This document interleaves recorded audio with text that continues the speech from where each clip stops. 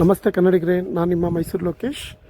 ನಿಮಗೆ ಊಟಿದು ನೀಲಗಿರಿ ಎಣ್ಣೆದು ಒಂದು ಟ್ರಯಲ್ ತೋರಿಸ್ತೀನಿ ನೋಡಿ. ಒಂದು ಅಂಗಡಿಗೆ ಬಂದಿದ್ದೆ. ಅಂಗಡಿಲಿ ಏನಂದ್ರು ನಾವು ನಾನಾ ರೀತಿಲಿ ಟೆಸ್ಟ್ ಮಾಡ್ತೀವಿ ಅಂದರು. ಅದೇ ಹೇಗೆ ಅಂತ ಕೇಳಿದಕ್ಕೆ ಬನ್ನಿ ತೋರಿಸ್ತೀನಿ ಅಂತ ಹೇಳಿದ್ರು. ಇಲ್ಲಿ ನೋಡಿ, ಒಂದು ಬಟ್ಟೆ ಇದೆ ನೋಡಿ. ಈಗ ಅವರೇ ಮಾಡಿ ತೋರಿಸ್ತಾರೆ.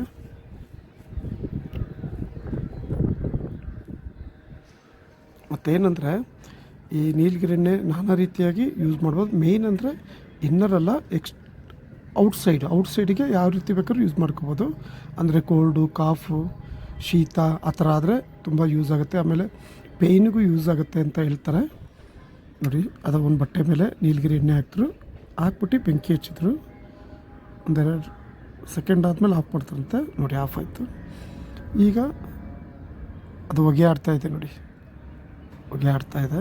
ಅದನ್ನು ಮೂಗಿಗೆ ತಗೊಳ್ಳಿ ಅಂದರು. ಮೂಗಿಗೆ ತಗೊಳ್ಳೋದ್ರಿಂದ ಅದು ಒರಿಜಿನಲ್ ಅಂತ ಗೊತ್ತಾಗುತ್ತೆ ನಿಮಗೆ. ಎಣ್ಣೆ ಒರಿಜಿನಲ್ ಸ್ಮೆಲ್ ಬರುತ್ತೆ ಅಂದರು. ಬರ್ತಾಯಿದೆ, ಸ್ಮೆಲ್ಲಂತೂ ಬರ್ತಾಯಿದೆ. ಅದು ತುಂಬ ವಿಧ ಇದೆ ಅಂತಾರೆ. ನನಗೆ ಅಷ್ಟು ಗೊತ್ತಿಲ್ಲ, ಅದಕ್ಕೆ ಕೇಳಿದೆ ನೋಡಿ. ಈ ಥರನೂ ಟೆಸ್ಟ್ ಮಾಡ್ಬೋದಂತ. ಬನ್ನಿ, ಊಟಿಲಿ ಎಲ್ಲಿ ನೋಡಿದ್ರು ಈ ಚಾಕ್ಲೇಟು ಅಂಗಡಿಗಳು, ನೀಲಗಿರಿ ಅಂಗಡಿಗಳು ತುಂಬ ಇದ್ದಾವೆ. ನಿಮ್ಮ ಕಣ್ಣು ಆಯಿಸ್ತಲೆಲ್ಲ ಅಂಗಡಿಗಳು ಸಿಗ್ತವೆ. ಬಂದಾಗ ನೀವು ಖರೀದಿಸಿ ಮನೇಲಿ ಇಟ್ಕೊಂಡಿರಿ. ಕೋಲ್ಡು ಆದಾಗ ಬೇರೆ ಬೇರೆ ಇದಕ್ಕೆ ಚಿಕ್ಕ ಮಕ್ಕಳಿಂದ ಹೊಡೆದು ದೊಡ್ಡವ್ರಿಗೂ ಯೂಸ್ ಮಾಡ್ಬೋದಂತೆ. ಯೂಸ್ ಆಗುತ್ತೆ. ಬಂದಾಗ ಖರೀದಿಸಿ. ಯಾಕಂದರೆ ಇಲ್ಲಿ ತುಂಬ ಟೂರಿಸ್ಟ್ಗಳು ಬಂದವರು ನಮಗೆ ಜಂತರ್ ಬೇಕು ಅಂತ ಕೇಳ್ಕೊಂಬರ್ತಾಯಿದ್ರು ಅಂಗಡಿಗೆ.